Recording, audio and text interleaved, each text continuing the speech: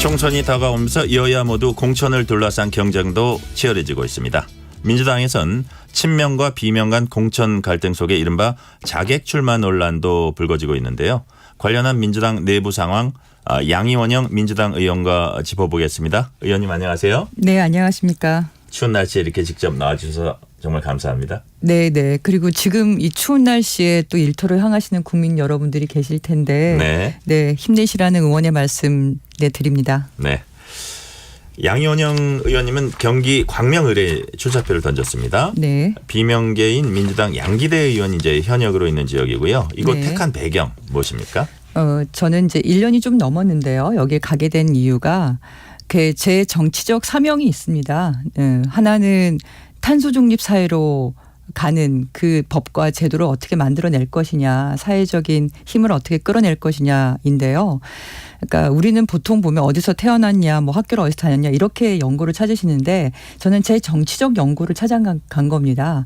광명이라는 도시가 탄소 중립 도시로 상을 17개나 받았어요. 그렇군요. 네네. 모범 도시로 지금 알려져 있고 여러 가지 제도들이 많은데 시민들의 참여가 굉장히 활발합니다. 기후 의병 제도라고 하는 게 있거든요. 제가 갔을 때만 해도 한 1,000명, 1,300명 정도였는데 지금 6,000명이 넘어서고 있어요. 그러니까 탄소 중립을 염원하는 그래서 그런 관련한 어떤 행동 실천을 하면서 포인트를 받고 그걸 더 늘려나가는 이런 시민들이 굉장히 많고요. 뭐 생협이나 뭐 햇빛발전 협동조합이나 마을 공동체 운동이나 이런 것들이 굉장히 활발한. 그래서 제가 시민사회 운동을 하면서 또 국회에서 가져왔던 정치적 사명을 그 시민들과 당원들과 함께 이뤄낼 수 있겠다라고 생각을 한 거였죠. 근데 가서 보니까 당원들이 굉장히 화가 나 있으시더라고요. 왜요? 시민들도 그렇고. 근데 기존의 정치인에 대한 실망과 뭐 이런 게 있는데 그리고 그러면서 일들이 많이 발생을 한 것 중에 하나가 이재명 대표 체포동의안 가결 사건이었습니다. 근데 그런 것에 대해서도 이제 기존 정치인 분께서 이제 정확하게 입장을 내진 않으시지만 이제 가결한 것으로 이제 당원들을 많이 보고 있고 저희 그 경기도 쪽에 이재명 대표에 대한 지지가 굉장히 높습니다. 전국적으로는 한 78%로 당대표가 되신 거잖아요. 근데 경기도는 80에서 90%가 넘는다고 되어 있어요. 근데 그런 이제 기존 정치인에 대한 이제 분노와 실망, 뭐 그리고 지방 선거 때에 어떻게 보면 공천이 아니라 그러니까 사천에 가까운 그런 여러 가지 문제들이 일으켜진 것 이런 것들 때문에 시민들과 당원들의 얘기를 제가 듣느라고 굉장히 바빴거든요. 그러면서 이게 친명이니 이런 얘기가 된 거지 처음부터 뭐 제가 그걸 의도하고 간 건 아니었고 처음에는 잘 몰랐죠. 잘 드러나 있질 않았으니까. 그러니까 제 정치적 의제로 어쨌든 환경에너지 분야 전문 정치인으로 제 지역구를 찾았다 이 말씀을 드립니다. 네. 이제 체포동의안 말씀하셨는데 네. 여튼 밖에서 이렇게 보는 사람들 입장에서는 이제 뭐 여러 가지 현역 의원에 대해서 이제 비난이랄까요? 이제 말씀을 하셨는데 뭐 국민의힘에 있어서도 이상하지 않은 정치인 뭐 그런 표현도 있었고요.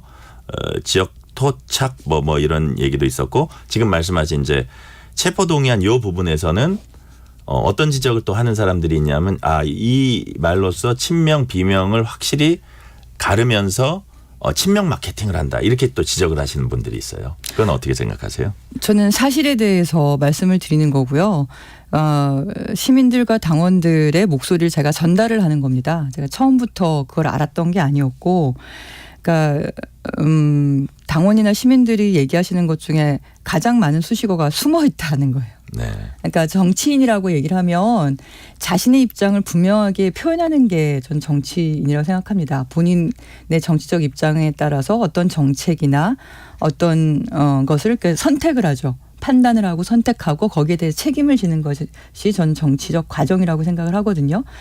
근데 어쨌든 이분은 그것에 대해서 적극적으로 또는 최소한 공개적으로 얘기를 하지 않으세요. 네. 그래서 더 이제 시민들이나 당원들께서 화가 좀 나 있으신 거고 그 말씀을 제가 공개적으로 전달한 거다. 그리고 제가 질문을 한 거잖아요. 왜 그렇게 하셨습니까? 그러면 그렇게 하신 이유가 있을 거 아니에요. 정치적 입장이 있을 거고 그걸 떳떳하게 말씀을 하시라. 그걸 통해서 우리가 당원들과 시민들에게 선택을 받는 거지 않습니까? 지금은 공정한 경쟁을 하자고 제가 제안을 드린 거니까 그런 차원에서 입장을 얘기하시는 게 공개적으로 떳떳하게 말씀하시는 게 맞다 이렇게 생각합니다. 출마 선언하시기 전에 당 지도부 조금 의논을 하셨나요? 아니요. 전혀 그런 건 없었습니다. 그런 건 없었고요. 네네네. 자, 그럼 제가 이제 다른 비슷할 수도 있는데 다른 사례 하나 좀 언급을 해볼게요. 네. 이제 비례대표 이수진 의원이 네. 서울 서대문과 불출마 선언 하루 만에 이제 성남 중원 출마 선언을 했어요. 네. 그러니까 이런 말씀을 하셨어요. 성남은 이재명 대표의 심장이다. 성남을 지키는 건 이재명 대표를 지키는 것이다. 또 현역 민주당 의원을 향해선 민주당의 배신과 분열의 상처를 주고 민주당의 기본 정체성조차 의심하게 한다면서 역시 이 경우에도 이제 친명 비명 구도가 객관적으로 밖에 있는 사람들이 보기에는 그렇게 보였거든요. 결국 본인이 친명 게임을 강조하는 게 경선에서 유리하다. 이렇게 판단했기 때문이 아닐까요? 그 정치적 입장이 다 있습니다. 그리고 우리 민주당이 어떤 정당으로 나아가야 된다는 입장들도 다 있습니다. 그런 과정에서 어떤 공정한 경쟁을 하려면 각자가 어떤 정치적 입장을 가지고 있고 어떤 생각을 가지고 있는지를 명명백백하게 밝히고 그걸 당원과 시민들로부터 선택받는 과정이어야 된다고 생각을 하고요. 저는 현재 저희 야당 민주당 제1야당의 민주당의 정치적 사명은 지금 윤석열 정권의 심판이라고 생각을 합니다. 그리고 또 하나가 숱하게 저희가 들어왔던 비판 180석 가지고 뭐 했냐 이런 얘기를 하거든요. 그러니까 개혁 정당이 숙명인 정당입니다. 우리 민주당은. 근데 그 개혁의 의제를 굉장히 많이 가지고 있는데 하여튼 뭘 좀 이렇게 하려고 하다 보면 꼭 이렇게 내부에서 발목 잡는 분들이 계세요. 그것의 근거는 대부분 정무적 판단이었어요. 네. 또는 보수일간지가 비난하거나 비판을 하면 또 이렇게 물러서요. 그러면서 사실 뭐 하나 제대로 한 게 없다라고 비판을 저희가 많이 받죠. 물론 저희가 조금씩 진전해 오긴 했지만 저희 당원들이 보거나 아니면 개혁적인 시민들이 보기에는 아직 한참 많이 부족합니다. 그럴 때 민주당이 어떤 정치인으로 채워져야 되는가 그걸 저희가 입장을 말씀을 드리고 그리고 공정하게 경쟁을 하는 게 아닌가 싶습니다.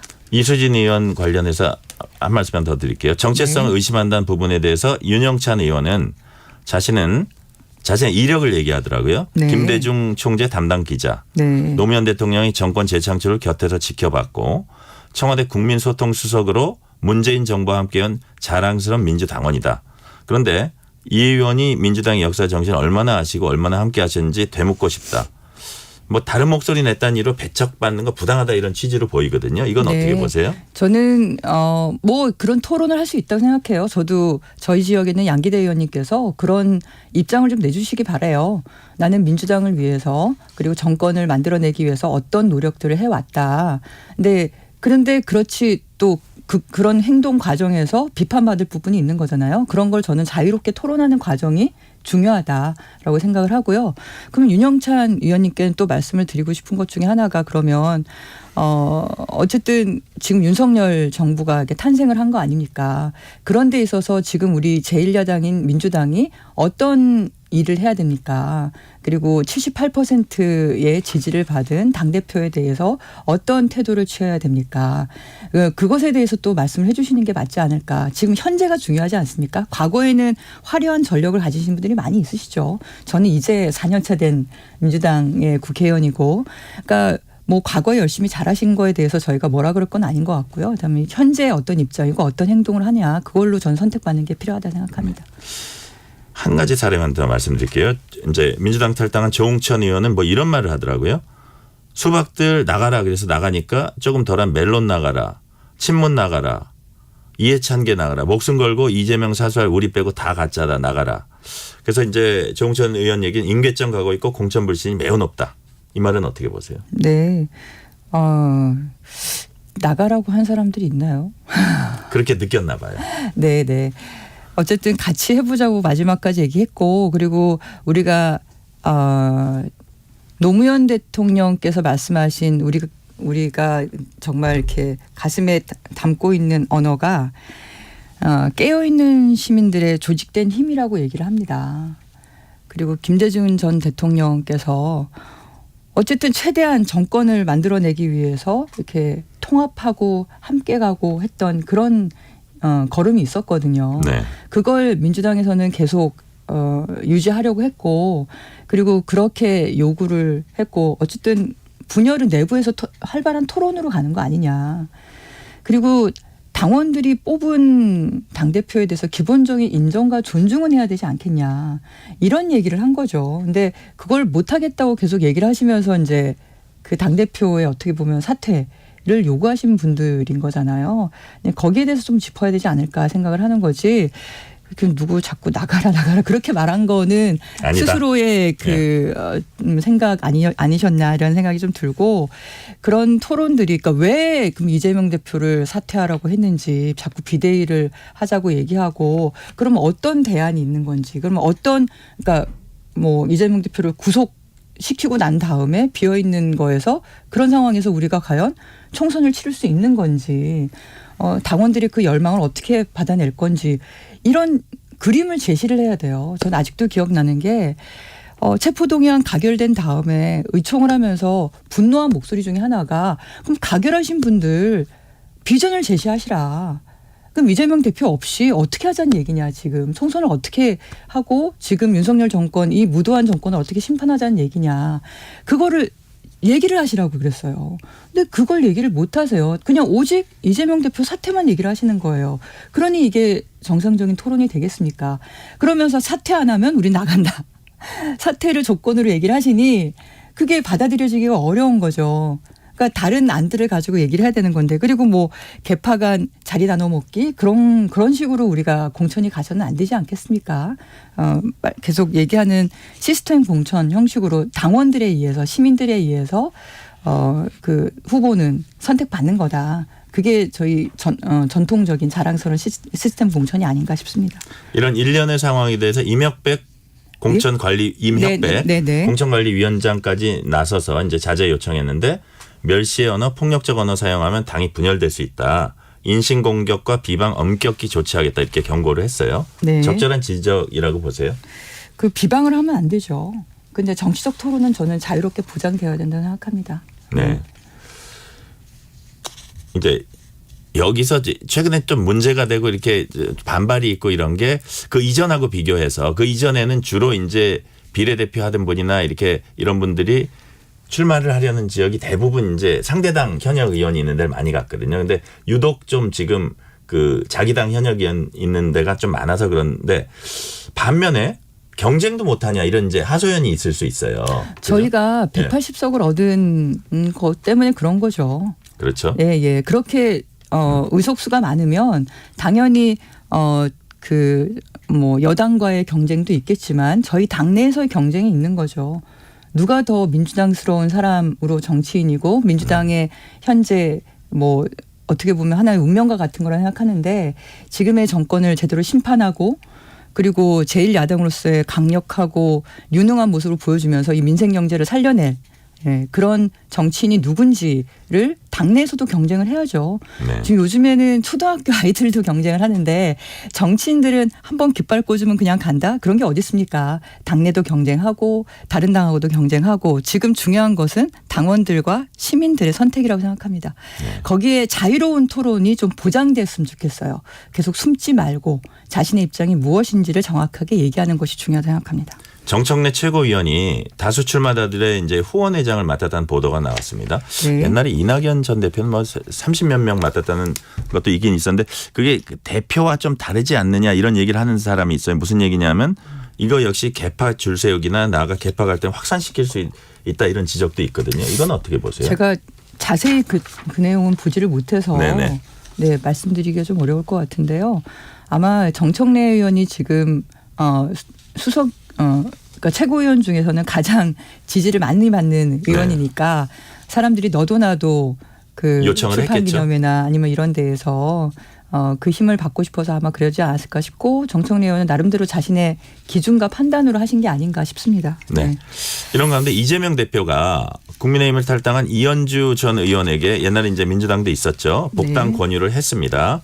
그래서 이제 복당이라는 용어를 썼는데 이 전 의원 긍정적으로 검토하고 있다고 했어요. 네. 이재명 대표가 왜 이현주 전 의원에게 손을 내밀었을까요? 지금 국민의힘 소속이었지만 탈당을 하셨는데 지금의 윤석열 정부에 대해서 누구보다도 정확한 판단과 비판의 각을 세우는 분 중에 한 분이시죠. 네, 그래서 그 역할로 뭐 아까 제가 말씀드린 것처럼 현재 저희의 사명은 윤석열 정권 심판이기 때문에 그 큰 뜻에 함께하실 분은 저는 같이 할 수 있다고 생각합니다. 네. 이현주 전 의원이 한때 지역구 의원 지냈던 곳이 광명입니다. 네, 네. 고향은 또 부산으로 알고 있어요. 네. 당 대표가 직접 영입을 시도할 정도면 특정적 출마와 결부해서 생각해 볼 수 있다는 게 이제 합리적인 생각인데 그 문제는 어떻게 보세요? 우선 당에서는 지금 인재 영입을 계속 하고 있지 않습니까? 그리고 이현주 의원님처럼 저희와 함께 하실 수 있는 분들을 최대한 많이 이렇게 영입하고 해서 키울 거라고 생각을 하고요. 이런 자원들을 적절하게 잘 배분하는 것이 당 지도부의 역할이다라고 생각을 합니다. 제가 이제 광명에 와서 들은 얘기가 두 분이 있는데 한 분은 이제 기존 양기대 의원님에 대한 이제 분노였고 또 하나는 이현주 의원님이 어쨌든 탈당을 하신 거잖아요. 거기에 재선까지 하셨는데 그 과정에서 상처받으신 분들이 굉장히 많으세요. 그래서 저는 이현주 의원님이 복당을 하시게 되면 그때 그 상처를 준 저희 당의 당원이나 시민들에 대해서 사과 한 말씀은 좀 해주셨으면 좋겠다라고 생각을 하고 그리고 어디에 이번 총선에서 이제 그 헌신하시면서 일을 하게 될 거는 이제 당 지도부하고 잘 얘기하시겠죠. 그래서 저희 당의 중요한 또 인재로 들어오시는 거니까 그 자원이 잘 배분되길 바랍니다. 국민의힘 얘기 좀 해볼게요. 국민의힘 공천 상황 이제 보겠는데요. 3번 연달아 패한 지역구 전략 공천 지역으로 하기로 했는데 여기에 서울 마포을이 들어가고 인천 계양을이 또 포함이 됩니다. 뭐 김경률 비대위원, 원희룡 전 장관이 출마 의사 밝힌 곳이에요. 어떻게 보세요? 그 김경률 비대위원을 그래서 전략 공천을 하겠다는 얘기인가 보죠? 그거는 아직 결정된 건 아닙니다. 네. 그러니까 본인이 어쨌든 거기에 출마하고 싶다는 그러니까 당내 어떤 경선 절차는 남아 있는 거죠. 이게 어떻게 될지 모르겠어요. 아직. 한동훈 비대위원장이 시스템 공천을 굉장히 자랑스럽게 말씀을 하시던데 저희는 그렇게 하지는 않거든요. 특정 후보를 당대표가 밀거나 그러지 않습니다. 근데 한동훈 비대위원장은 김경률 비대위원을 마치 자신의 그 또 다른 사람인 것처럼 뭐 아바타 뭐 이런 것처럼 사실 그렇게 밀어준 거 아닙니까? 저는 굉장히 경솔한 행동이었다 생각하고 그것이 과연 국민의힘에서 보이는 시스템 공천이냐 그 사천 아니냐 이런 생각이 좀 들었고요. 그래서 한편으로 저희가 보기엔 윤석열 대통령의 그 의중이 반영된 공천 뭐 검사들의 검액관 공천 아니면 용액관 윤핵관 공천 아니냐 이런 비난들이 지금 나오고 있잖아요. 거기에 더해서 이제 한동훈 비대위원장의 사적 공천이 들어가는 게 아닌가 이런 좀 생각이 들었고 저는 이번에 어쨌든 이런 상황들을 쭉 보면서 어떻게 대통령실이 당무 개입을 이토록 노골적으로 할 수 있을까. 그리고 한동훈 비대위원장이 스스로 밝혔잖아요. 사퇴를 요구했지만 자기가 거부했다. 그 말은 대통령실이 개입을 했다는 얘기거든요. 당무에 대해서. 전 이건 탄핵 사유라고 생각합니다. 근데 어떻게 그 만민 앞에 법이 평등하다고 말씀하시는 검사 출신의 이 정치인들 대통령께서 이토록 법을 무시하고 이렇게 갈 수 있을지 이건 정말 법무시 국민무시의 도가 좀 정도가 지나치다라고 저는 생각을 하고 있습니다. 네. 지금 막 드리려는 질문을 대답을 해 주셔서 그 다음 질문으로 넘어갈게요. 네. 쌍특검 이제 재표결과 관련해 민주당은 대통령실의 이태원 참사 특별법 대응을 지켜보고 결정하겠다는 그런 입장이거든요. 결국 오늘 처리는 어렵다고 보세요?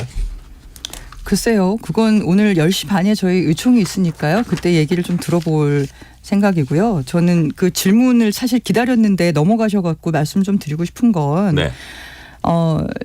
그 검사 출신의 이 정치인들의 그 불공정과 몰상식이 저는 도를 넘었다고 생각하는 게 김건희 여사에 대한 태도에서 좀 보여집니다. 그럼 뭐 윤석열 대통령께서는 아무리 가족이라고 하시더라도 어떻게 그렇게 말씀 한마디가 없으신지도 그렇지만 한동훈 비대위원장은 아니 이게 국민이 우려한다 정도로 그칠 문제입니까? 사실 같은 기준으로 보면 조국 전 장관 사건이나 여러 가지 저희 당에 칼날을 들이댄 걸로 비교를 해보면 아니 뇌물죄 수사를 해야 되는 상황인 거고 그리고 지금 주가 조작 문제에 대해서 재판 과정에서 여러 증거들이 나왔잖아요. 근데 소환 수사 하나 하지 않으면서 지금까지 끌고 오고 그러면서 그 특검을 또 악법이라고 하면서 거부하겠다고 비대위원장님 말씀하시고 도대체 만인 앞에 평등하다는 법은 어디로 사라졌는지 그리고 공정하고 상식적으로 그 정치와 그리고 나라를 다스리겠다고 말씀하신 윤석열 대통령의 그 호기에 찬 그 말씀은 어디로 갔는지 저는 너무나 궁금합니다. 이번에 쌍특검 관련해서는 대장동 관련해서 그 이재명 대표가 문제가 있다. 뇌물을 받은 거다라고 이제 확신에 차 있지 않습니까? 그러면 왜 특검을 안 받을 이유가 없습니다. 그리고 김건희 여사 그 도이치 주가 조작건에 대해서도 앞서 말씀드린 것처럼 그런 증거들이 나오는데 그걸 왜 거부하십니까? 한동훈 비대위원장의 좀 이중적 태도에 대해서 굉장히 말씀을 드리고 싶은데요. 본인이 수사팀으로 있었던 최순실 특검에는 그 피의 사실에 대한 일상적인 브리핑 내용이 들어 있었고 실제로 그렇게 했습니다. 근데 김건희 여사 특검에서는 그런 브리핑이 있는 것이 악법이다. 이렇게 얘기를 하시는 게 정말 이중적 잣대 아닌가요? 더 나아가서 제가 한동훈 비대위원장의 피의 사실 공표 혐의에 대해서 고발을 했는데요.